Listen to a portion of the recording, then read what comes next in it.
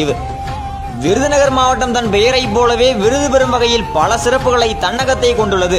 ரமண மகரிஷி அவதரித்த திருச்சுழி தமிழக முதல்வர்களை தந்த மாவட்டம். குமாரசாமி ராஜா, காமராஜர், சாத்தூர் சேவு, ஸ்ரீவில்லிபுத்தூர் பால்கோவா, சிவகாசி பட்டாசு, காலண்டர், டைரி, பாட புத்தகங்கள், இந்தியாவின் வணிக தலைநகரமாக எண்ணெய் வித்துக்கள், தானியங்கள், டின் தொழில்கள் முற்றுரிமை பெற்று விளங்குகிறது விருதுநகர் மாவட்டங்க.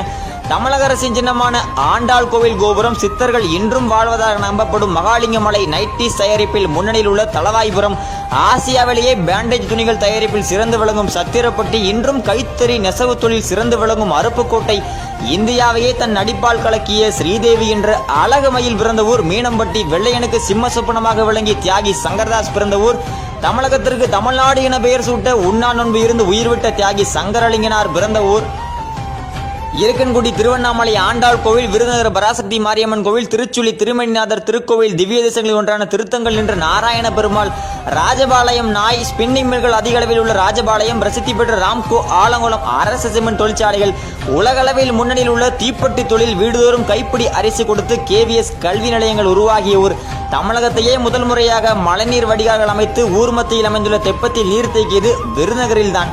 விருதுநகரிலிருந்து 45 கிலோமீட்டர் தொலைவில் சாம்பல் நில அணிகள் சரணாலயம் அமைந்துள்ளது. வழக்கமாக அணில்களை விட பெரிதாக சாம்பல் நிறத்தில் இந்த அணில்கள் இருக்கும். இந்த அரிய வகை அணில் இந்த சரணாலயத்தில் அதிகமாக காணப்படுகிறது. மேலும் பறக்கும் அணில், சிங்கவால் குரங்கு, யானை, மான் மற்றும் பறவைகள் இங்கு காணப்படுகின்றன. விருதுநகர் எண்ணெய் புரோட்டா, சபரிமலை பக்தர்கள் மற்றும் இதர கோயில்களுக்கு செல்லும் பக்தர்கள் கழுத்தில் அணியும் துளசி மாலை